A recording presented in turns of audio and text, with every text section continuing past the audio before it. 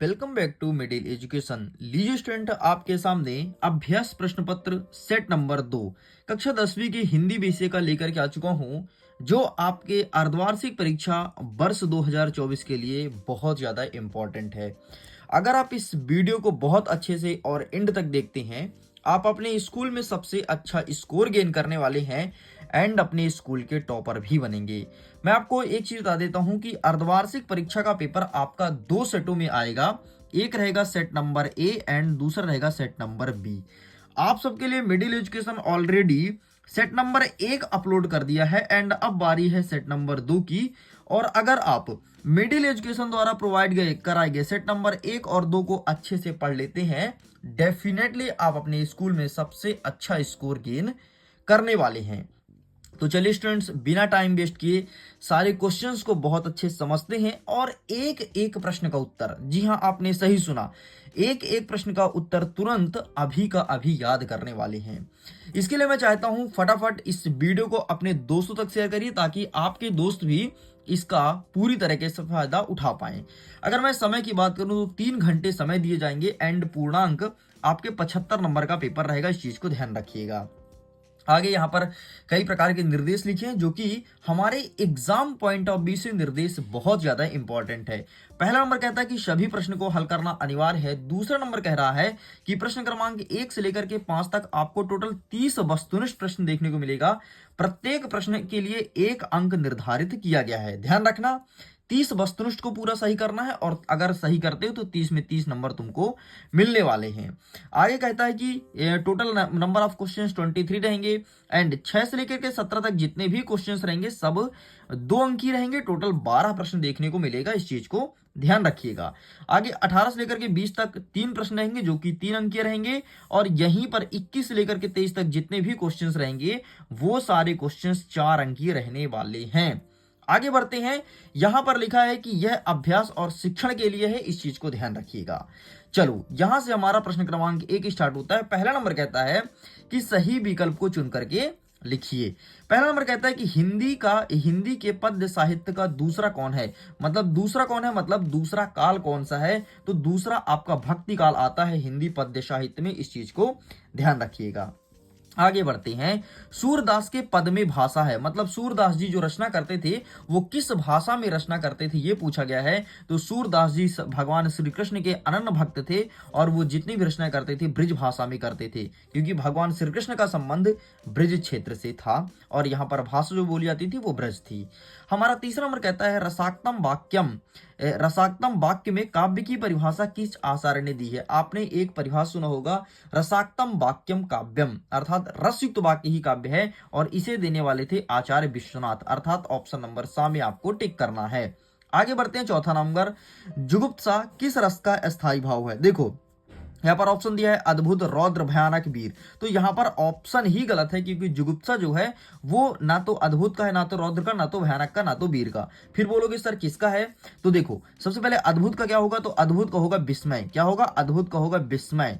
ठीक है। रौद्र का क्या होगा, क्रोध। रौद्र का क्या होगा, क्रोध। और भयानक का क्या होगा, भय। और वीर का क्या होगा, उत्साह। ये तो सब अलग है। तो फिर जुगुप्स किसका है, तो जुगुप्सा है विभत्स का। विभत्स रस का स्थायी भाव है, विभत्स रस का स्थायी भाव है जुगुप्सा। इस चीज को ध्यान रखिएगा।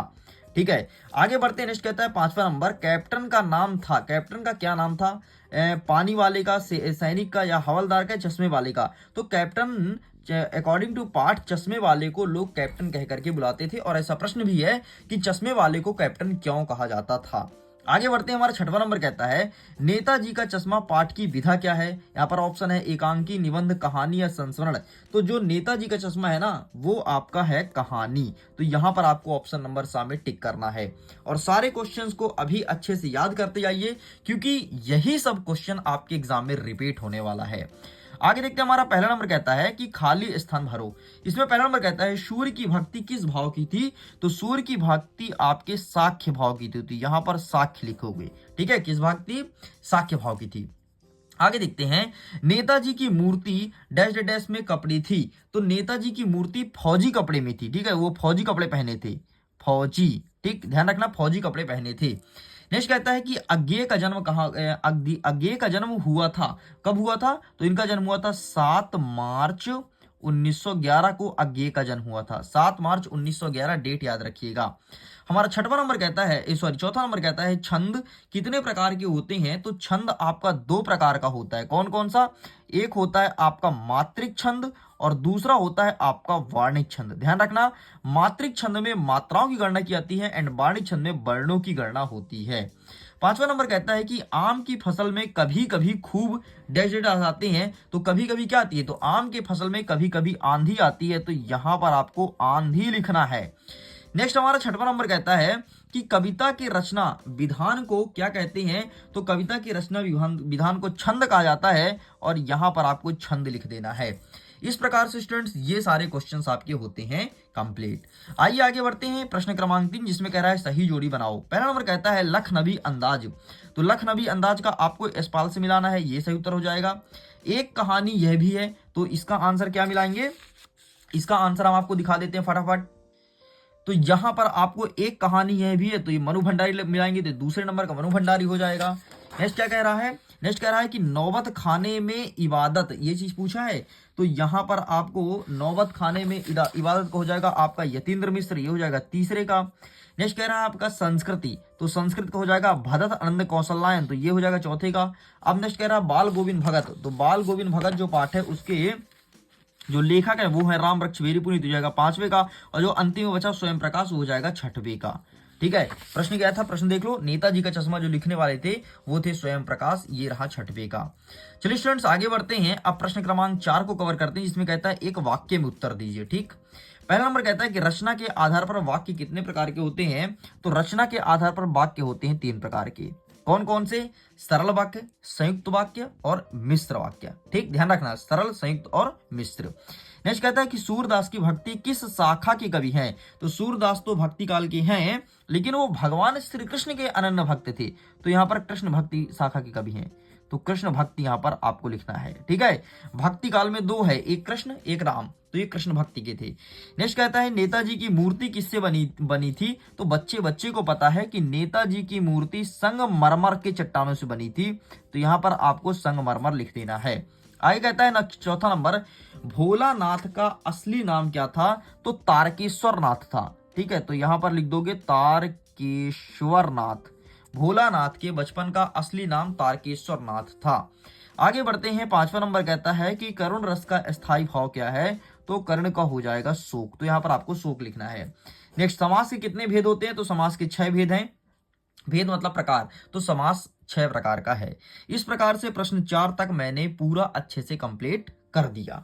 चलिए आगे बढ़ते हैं, फटाफट प्रश्न क्रमांक 5 को कवर करते हैं। तो 5 का पहला कहता है सत्य असत्य लिखो। इसमें पहला नंबर कहता है क्रिया के वर्तमान काल में काम होने का पता चलता है, तो बिल्कुल सही है। नेक्स्ट कहता है कि नाटक गद्य की विधा है, तो बिल्कुल सही है। नेक्स्ट कहता है रस के 7 अंग हैं, तो बिल्कुल गलत है। रस के 7 अंग नहीं है, बल्कि रस के 4 अंग है। कौन कौन से? स्थायी भाव, विभाव, अनुभाव और संचारी भाव। नेक्स्ट कहता है हमारा चौथा नंबर, रामचरितमानस क्या एक महाकाव्य है? बिल्कुल सही है, रामचरितमानस एक महाकाव्य है। इसमें भगवान श्री रामचंद्र का प्रारंभ से लेकर के अंतिम तक वर्णन किया गया है। 5वां नंबर कहता है कि मात्रिक छंद में वर्णों की गणना होती है? नहीं, मात्रिक छंद में मात्राओं की गणना होती है, ध्यान रखना। ठीक है, मात्राओं की गणना होती है, नाम से स्पष्ट है, मात्रिक छंद तो मात्राओं की गणना होती है। जो होता है वार्णिक छंद, ध्यान से देख लो, जो होता है वार्णिक छंद ना, उसमें वर्णों की गणना होती है, बाकी मात्रिक छंद में मात्राओं की गणना होती है। 6वां नंबर कहता है एक अंक वाली रचना क्या एकांकी कहलाती, सॉरी क्या कहानी कहलाती है? नहीं, एक अंक वाली रचना को एकांकी कहा जाता है। इस चीज को ध्यान रखिएगा और सारे प्रश्न को अच्छे से तैयार करते जाओ, क्योंकि एग्जाम में यही सब क्वेश्चन देखने को मिलने वाला है। इस चीज को ध्यान रखना। आपको पता है एकांकी वाला प्रश्न 2022 में पूछा, 20 में पूछा, 24 में पूछा और देखो फिर से 25 में आएगा, डेफिनेटली आएगा, टेंशन मत लो। सारे क्वेश्चंस बहुत ज्यादा इंपॉर्टेंट हैं और ऐसे क्वेश्चंस हैं जो एमपी बोर्ड बार बार रिपीट करता है। अब चलो हम देखते हैं प्रश्न क्रमांक 6 का उत्तर। 6वां नंबर कहता है कि रस किसे कहते हैं? उदाहरण सहित समझाइए। तो इसके लिए हमें जाना पड़ेगा अपने किताब के पेज नंबर 118 में। लो भाई खुल गया। रस किसे कहते हैं? तो रस को काव्य की आत्मा बताया गया है। ठीक है, जिस तरह आत्मा के बिना शरीर का कोई मूल्य नहीं है, उसी तरह बिना काव्य भी सब कुछ निर्जीव माना गया है, अर्थात रसाक्तम वाक्यम काव्यम। रसिक तो बाकी ही काव्य। अभी मैंने बताया आचार्य विश्वनाथ ने इस परिभाषा को दिया था। ठीक है, और क्या पूछा है, उदाहरण देना है ना, तो उदाहरण कुछ भी लिख दो भाई साहब। ये देखो रस इतने सारे हैं, उदाहरण में कुछ भी लिख सकते तुम, कोई भी रस का उदाहरण दे दो। ठीक है, जैसे चारों चंद्र की चंचल किरणें खेल रही थी जल थल में, ये लिख दो, काम चल जाएगा। आगे बढ़ते हैं, इसी के अथवा में कहता है, अथवा ये यहाँ पे दिया है कि अनुप्रास अलंकार किसे कहते हैं, उदाहरण सहित समझाओ। तो देखो अनुप्रास अलंकार बच्चे को पता है, आप कक्षा 8वीं से पढ़ते आ रहे हो। अनुप्रास अलंकार किसे कहते हैं, जिसमें किसी वर्ण की आवृत्ति बार बार हो, उसे अनुप्रास अलंकार कहा जाता है। जैसे चारु चंद्र की चंचल किरणें, ठीक है। या फिर दूसरा उदाहरण सुनो, चंदू के चाचा ने चंदू के चाची को चांदनी की रात में चांदी चम्मच से चांदनी चौक में चटनी चटाई। देखो चा चा चा चा चा बार बार आ रहा है, ठीक है। और मैंने क्या बोला था, चारु चंद्र की चंचल किरणें, तो चा चा चा इसमें भी आ रहा है। तो जिसमें जिस वर्णों की आवृत्ति बार बार हो उसे कहते हैं अनुप्रास अलंकार। आगे बढ़ते हैं, 7वां नंबर कहता है, गोपियों के अनुसार राजा का धर्म क्या होना चाहिए। गोपी क्या कहती है राजा के धर्म के लिए, तो आइए फटाफट इसका आंसर देख लो। भाई साहब गोपियां अत्यधिक प्रेम करती थी राजा से, और वो चाहती थी कि राजा हमारी सारी मनोकामना को पूरा करें। ठीक, तो ये देखो यहाँ पे लिखा है कि गोपियों के अनुसार राजा का धर्म प्रजा की हित को पूरा ध्यान रखना चाहिए, प्रजा को किसी प्रकार का नहीं सताया जाना चाहिए, राजा का दायित्व प्रजा का भलाई पर ध्यान देना है, ये आपको लिखना है। आगे बढ़ते हैं, अथवा कहता है कि बादल में किन किन अर्थों की ओर संकेत करता है। ठीक, तो आइए फटाफट इसका आंसर देख लेते हैं कि जो बादल है वो किस किस ओर संकेत करके बात कर रहा है। तो ये रहा इसका आंसर। ठीक है, यहां पर ये लिखा है कि कवि में बादल किन किन अर्थों की ओर संकेत करता है। यहां पर देख लो भाई साहब, पहला बादल वर्षा करके तप से तपती धरती की शीतलता की ओर। फिर ठीक है, फिर सेकंड नंबर कह रहा है कि बेचैन और अनमोल लोगों को शांति प्राप्त करने के लिए। और यहाँ पर जितने पॉइंट लिखे हैं वो सारे पॉइंट आपको लिखने हैं। चलिए आगे बढ़ते हैं, नेक्स्ट कह रहा है हमारा प्रश्न क्रमांक 8। 8वां नंबर कहता है कि प्रयोगवाद की 2 विशेषता बताइए। प्रयोगवाद की 2 विशेषता हमें बतानी है। तो चलिए इसके लिए हम चलेंगे फटाफट अपने बुक में, पेज नंबर 24 में प्रयोगवाद की 2 विशेषता दी गई है। तो ये रहा, सबसे पहले नए नए प्रयोग किए गए थे, क्योंकि प्रयोगवाद है ना, तो प्रयोगवाद में प्रयोग तो होना ही है, तो नए नए प्रयोग किया गया था। इसके बाद देखो, नवीन उपमानों का प्रयोग किया गया था, प्रेम की भावनाओं का खुला चित्रण किया गया था, इस काव्य में बुद्धि की प्रधानता की गई थी और निराशावाद की प्रधानता है। तो ये सब आपको अच्छे से याद करना है, इस चीज को ध्यान रखिएगा। चलिए आगे बढ़ते हैं, नेक्स्ट कहता है हमारे अथवा में, अथवा कहता है कि छायावाद की 2 विशेषता बताओ। एंड मैं चाहता हूं इसका आंसर आप सारे स्टूडेंट्स कमेंट सेक्शन में दीजिए। तो एक प्रश्न पूछा हूं, बहुत मुश्किल से पूछा हूं, तो इसका आंसर फर्ज बनता है कि तुम करो, और जब तुमसे आंसर नहीं बन रहा है तुम ढूंढने जाओगे तो तुमसे प्रिपेयर भी हो जाएगा, मतलब तुम इस प्रश्न का उत्तर तुरंत याद भी कर लोगे।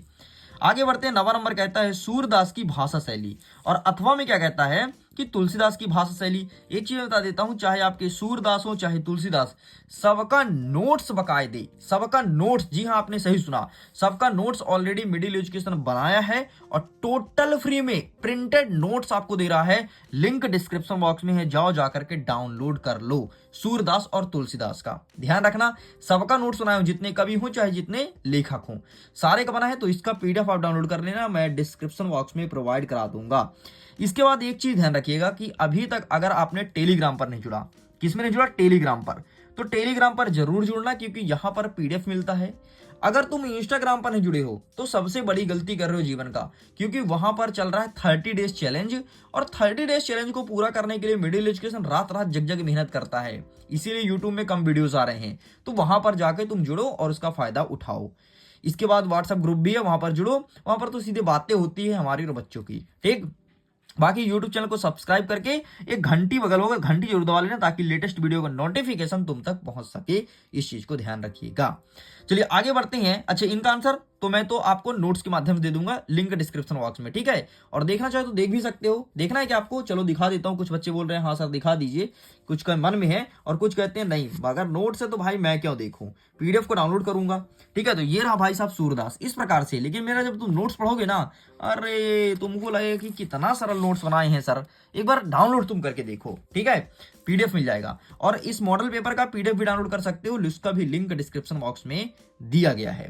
हमारा 10वां नंबर कहता है स्वयं प्रकाश की रचना लिखते हुए विशेषता बताइए। तो स्वयं प्रकाश का भी नोट्स बना हुआ है, इनका नोट्स भी मैं प्रोवाइड करा दूंगा आपको। चलिए इस प्रकार से कंप्लीट होता है। आगे बढ़ते हैं। हमारा प्रश्न क्रमांक 10वां का अथवा कहता है यतेंद्र मिश्र की 2 रचनाएं लिखते हुए इनकी विशेषता बताना है। तो इनका भी नोट्स बना है। मैंने आपसे बोला ना कि जितने कवि हैं, जितने लेखक हैं, सबका बना है। तो इन चारों का लिंक डिस्क्रिप्शन बॉक्स में है, जाइए चेकआउट कीजिए और फटाफट चारों के नोट्स को डाउनलोड कर लीजिए। चलिए, तो इस प्रकार से इस वीडियो को मैं यहीं पर रुकता हूं।